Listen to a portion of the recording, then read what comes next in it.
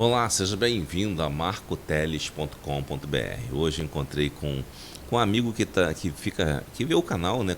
Gosta do canal aqui.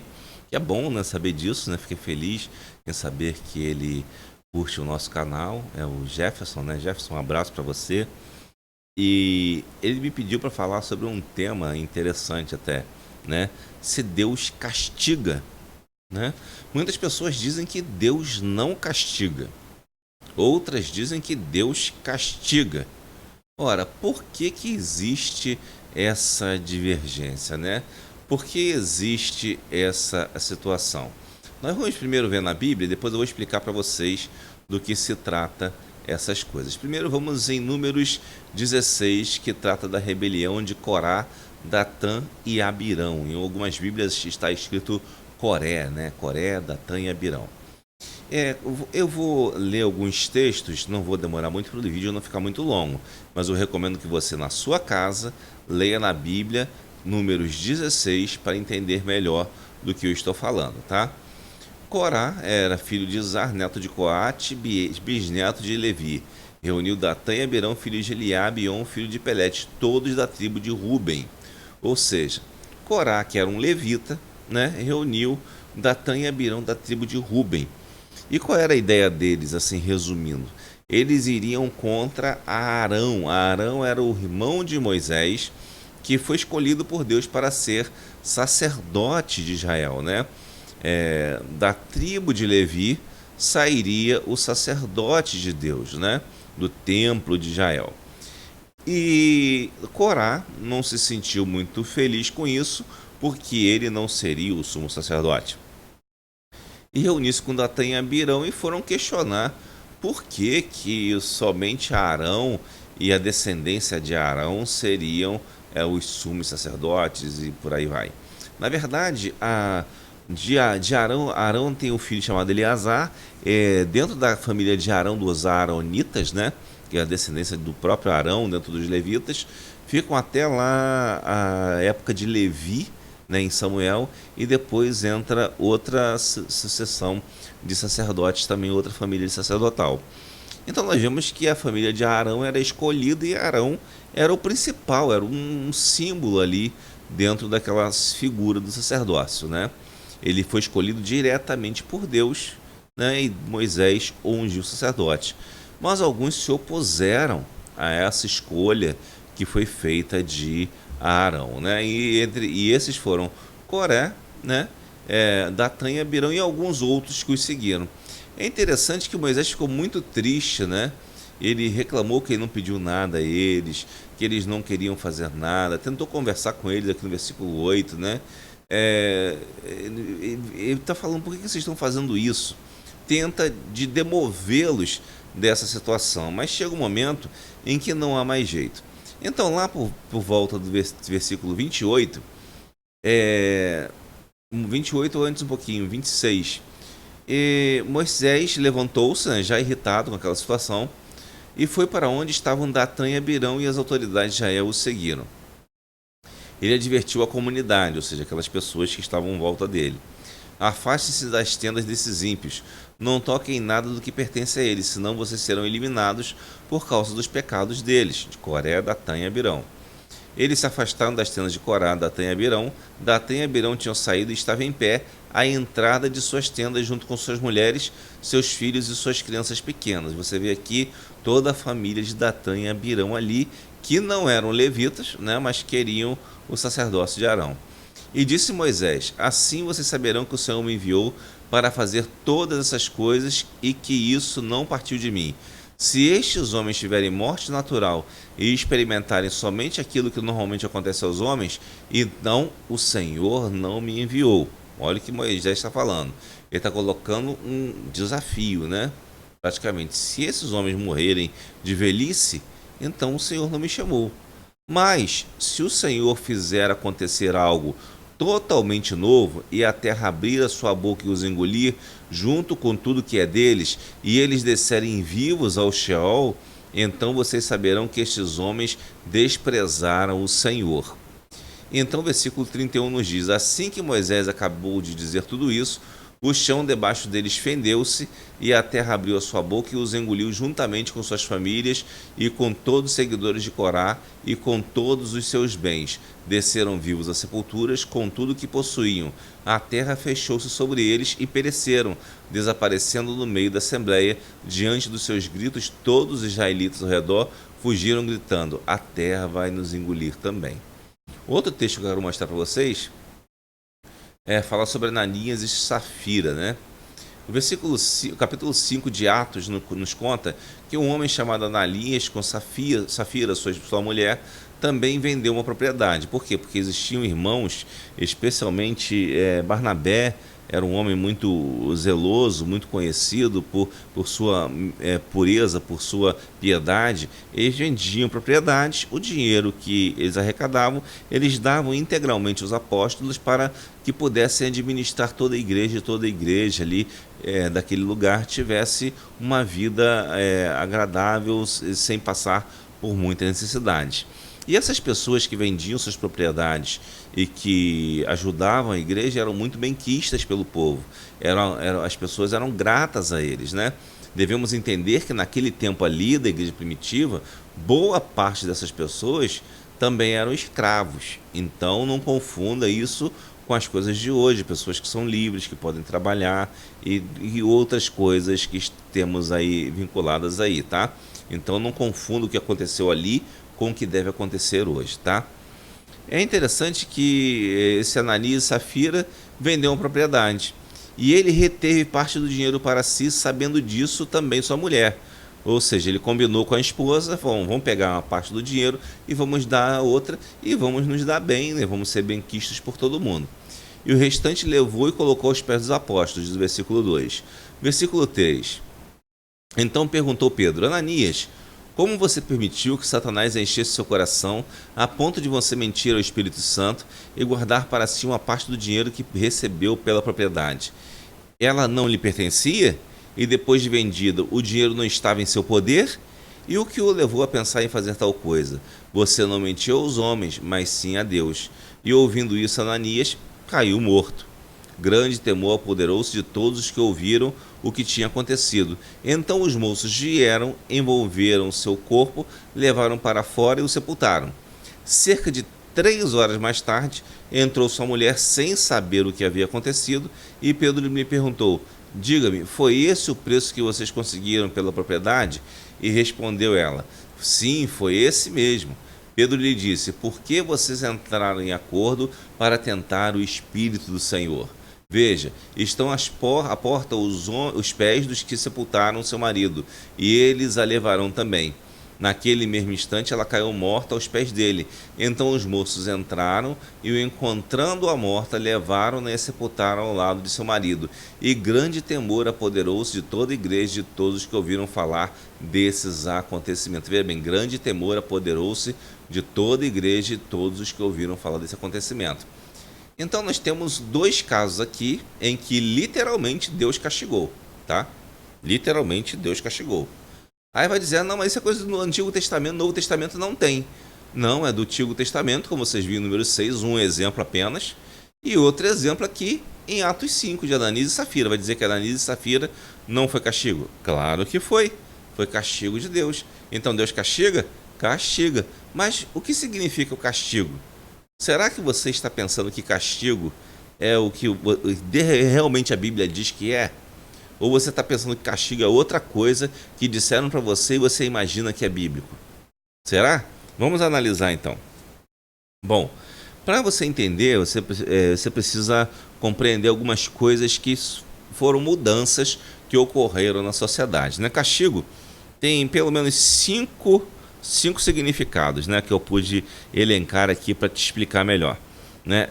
Tem o significado do amadurecimento. Com castigo você pode amadurecer, você pode demonstrar autoridade, você pode dar exemplo, você pode se vingar com castigo, você pode até torturar com castigo, né?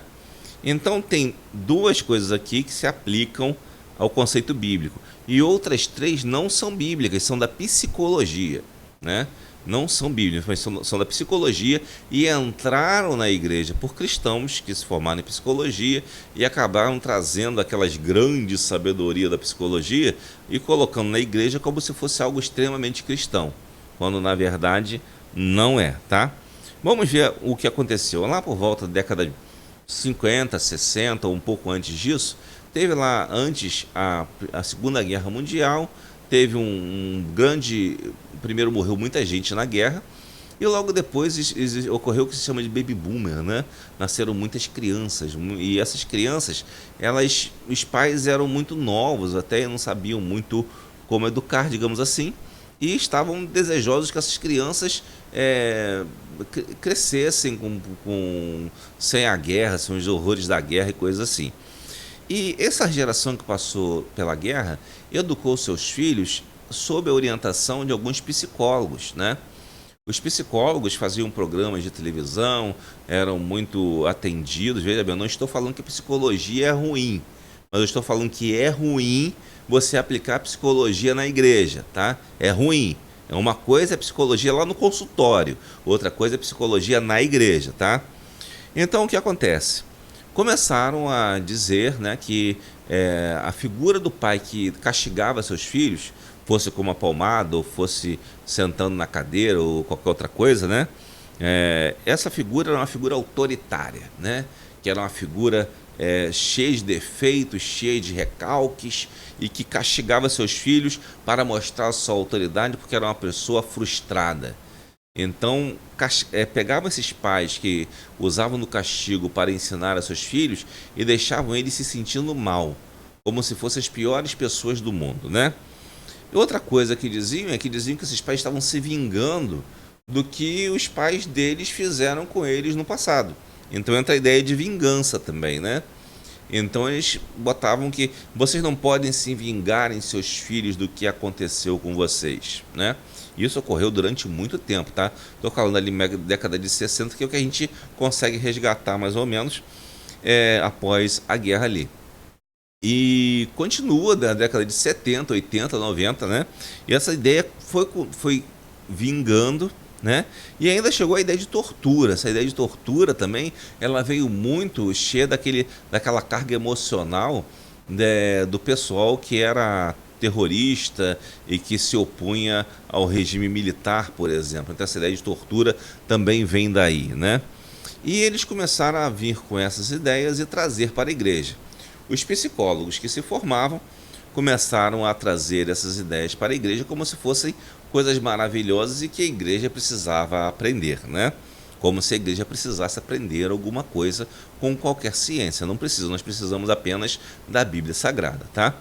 É interessante que, para você ter uma ideia, tem um pastor aí que há algum tempo atrás, alguns anos atrás talvez, ele foi num programa de televisão, né, defender até, né, contar a história de uma experiência pedófila que ele teve, né? E contou rindo, né? Porque ele era um machão, porque tinha tido caso com a babá e tal, coisa assim, entendeu? E essa pessoa começou a cair, se você for ver as pregações deles antigas, né? E quando ele começou a cair, eu percebi, exatamente na época, porque ele começou a pregar só psicologia, abandonou a Bíblia e começou a pregar psicologia. E abandonou a Bíblia, literalmente, e pegou psicologia. Daí para trás ele só foi apostatando e chegando para caminhos cada vez pior. Ou seja, você pode usar psicologia em consultório para uma questão natural de saúde? Pode, mas não dentro da igreja, pelo amor de Deus. Tá? Não vá, o que eu quero dizer com isso? Tem um sujeito lá, um irmão ou irmã, que de repente atende uma questão dentro de uma sala da igreja, digamos, que seja um atendimento como um atendimento médico, né? Mas aquilo não tem nada a ver com a igreja, é uma coisa só o espaço que é cedido. Aí tudo bem, né? Mas agora, isso subir para o púlpito, isso é muito errado, porque gera esse problema que nós estamos discutindo hoje, né? Então, o que acontece? A psicologia trouxe para a igreja a ideia de que Deus não castiga, porque Deus não é autoritário, Deus não é vingativo e Deus não tortura ninguém, né? Então, ela trouxe essa lógica para a igreja. E muitas pessoas abraçaram isso, abraçaram essa lógica. Realmente, Deus não é autoritário porque ele não precisa mostrar a autoridade dele para ninguém, né? Teve recentemente aquele filme dos Vingadores. Você viu que o Thanos fazia assim, né? Fazia um estalo com o dedo. Deixa eu ver se está pegando aqui. Assim, assim, e de repente mudava tudo, né? Isso você viu no número 1, número 2 agora. Então não é novidade, isso não é spoiler, né? Então mas Deus não precisa nem isso. Ele basta simplesmente querer. Não precisa nem falar que tudo deixa de existir. Percebe? O Thanos não, você tinha que segurar e impedir que ele estalasse o dedo. Não, mas Deus não tem nem isso, não tem como impedir. Então Deus não precisa mostrar a autoridade dele para ninguém. Então o castigo que Deus dá não tem nada a ver com a autoridade. Vingança, Deus vai se vingar de quê? Se nós não podemos fazer nada contra ele, né? Somos tão incapazes que não podemos fazer nada contra ele. Só podemos entristecê-lo porque nós nos afastamos dele. Ele fica triste não porque nós fizemos alguma coisa contra ele, mas porque nós fizemos contra nós mesmos, nos afastando dele. Isso nós entristecemos ele, sim, mas pelo amor que ele tem por nós, né? Então vingança, Deus não vai querer vingança contra nós, senão ele não mandaria seu filho para morrer por nós na cruz do Calvário. Tortura, Deus não tortura ninguém, jamais, né? Essa história de que iria torturar, você não encontra uma coisa que se adequa a isso na Bíblia Sagrada, né? Mas por outro lado, Deus castiga, né? Como nós vimos aqui em Números 16, né? Números 16, números mesmo? Só confirmando aqui, é Números 16, né? E Atos 5, duas histórias. Então é uma coisa que está tanto no Antigo Testamento quanto no Novo Testamento. Mas lembra que eu falei para você que tem 5 significados, essa questão de castigo? Então não é nem para Deus não castiga nem para mostrar sua autoridade, nem por vingança, nem para torturar ninguém. Mas ele castiga para duas outras coisas: para amadurecimento e para exemplo, né? Nesse caso aqui de Ananias e Safira, por exemplo, tá bem claro aqui, porque o texto é mais curtinho, né? E grande temor, aqui versículo 11, ó. E grande temor apoderou-se de toda a igreja e de todos os que ouviram falar desses acontecimentos. No caso de Ananias e Safira, o castigo serviu para exemplo para toda a igreja, porque Ananias e Safira estavam pervertendo um bom costume daquela igreja, certo? E no caso aqui da rebelião de Coré, nós vemos também um castigo aqui para exemplo para os outros filhos de Israel, para que não se voltassem contra Deus, né? Mas existem alguns casos que o castigo vem, por exemplo, para amadurecimento. O povo de Israel, por exemplo, foi para o exílio, aquilo foi um castigo de Deus. Os profetas falaram, né? Você lê ali os profetas, né? Os maiores e menores, você vai ver que eles falam que o povo de Israel iria para o exílio por desobediência, por idolatria e por coisas desse tipo. E eles foram para o exílio, ficaram um bom tempo no exílio, fora de sua terra natal, foram para a Babilônia, foram para a Síria, e lá eles tiveram que criar, se desenvolver e aprender a ser fiéis a Deus. E de fato, o povo de Israel, quando voltou do exílio, voltou mais fiel às Escrituras, embora tenha exagerado, porque não esperavam o Messias verdadeiro, mas esperavam o Messias que fosse um general, né? Mas ainda houve amadurecimento no exílio, né? Aquele exílio foi um amadurecimento. Então foi um castigo de Deus para amadurecimento, certo? Então devemos entender que Deus castiga sim, mas para nos amadurecer ou para nos dar exemplo, assim como um pai e uma mãe amorosos fazem. Se existem pais e mães que fazem isso por autoritarismo, vingança e tortura, isso é coisa com os psicólogos lá, se isso existe, né? Mas isso não é com a gente. A gente tem que entender que Deus ele castiga para amadurecimento e exemplo às vezes, né? Você quer ver um exemplo? A pena de morte. As pessoas dizem, a pena de morte não resolve, tá? Mas para que ela existia na Bíblia? Ela existia para que outras pessoas não praticassem aquele pecado tão grave que aquele que foi condenado à morte fez. Era uma forma de exemplo. Olha, quem pratica esse pecado tem esse resultado. E por isso existia a pena de morte. Assim como existe em outros países por esse motivo também. Às vezes a gente pode até criticar, alguns podem criticar, né? Aquele país lá acho que é Indonésia, se não me engano, agora não tô lembrando exatamente, onde o traficante de drogas é morto. Ele é morto porque alguns brasileiros até foram lá se arriscar, né? E foram mortos. Eles foram mortos, mas ali eles têm um controle onde outros não querem fazer aquilo, porque sabem que o resultado será terrível. Então ali alguns castigos servem para exemplo, né? E outros servem para amadurecimento. Aqui no caso temos esse de exemplo aqui em Atos 5, né? Esse de Ananias e Safira, que serviu para exemplo para a igreja. Agora temos um outro, por exemplo, um outro castigo e podemos dizer que serviu para amadurecimento, que foi um castigo para Paulo, sabia? Você lembra que Paulo era um grande perseguidor do cristianismo e logo depois se tornou um maior apóstolo, o apóstolo mais importante na Bíblia, digamos assim, porque foi o que mais deixou coisas escritas, um dos que mais evangelizou, que propagou o evangelho, né? Boa parte do Novo Testamento tem um dedo de Paulo, né? Especialmente ali, quase metade, se não me engano, né?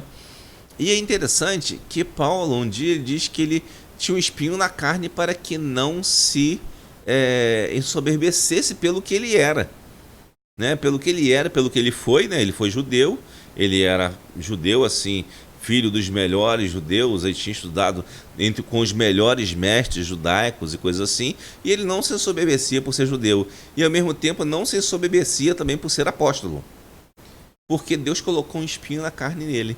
Esse espinho na carne provavelmente era um problema na vista, né? Lembra que Paulo, quando lá em Atos, quando no caminho de Damasco, Paulo cai do cavalo ali e fica cego. Quando ele fica cego, ele só vai encontrar a visão novamente quando ele se encontra com Ananias, outro Ananias, né? Lá em Israel mesmo, e é batizado e cai aquelas escamas de seus olhos. E ele volta a ver. E em vários textos você vê que Paulo ele só assina: olha, estou escrevendo com minha própria mão para que vocês saibam que essa carta é minha, ou seja, ele editou e alguém escreveu. Em outros textos, Paulo escreve: vede com que grandes letras vos escrevo, que indica que Deus curou ele da cegueira, mas não curou totalmente. Ele deixou um espinho na carne, né? Para que Paulo não se engrandecesse demais, certo?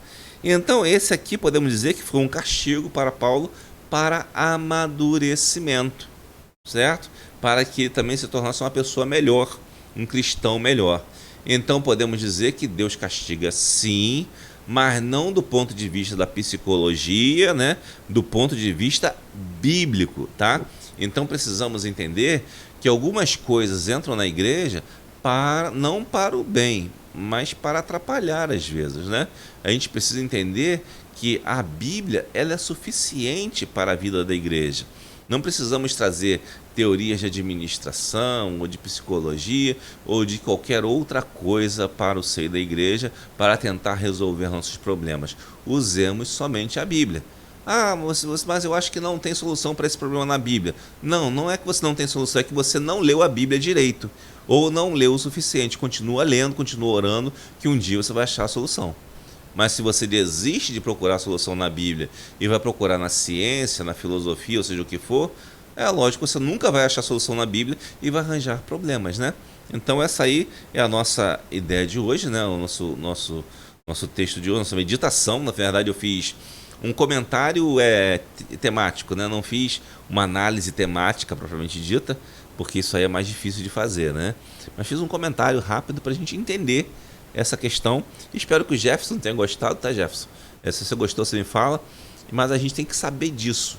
Castigo, Deus castiga sim, mas não é como você pensa que é o castigo, tá? É como a Bíblia diz, não como a psicologia diz. Às vezes nós estamos cheios de conceitos que são fora da Bíblia e pensamos que a Bíblia não diz aquilo simplesmente porque o nosso conceito não é bíblico, tá bom?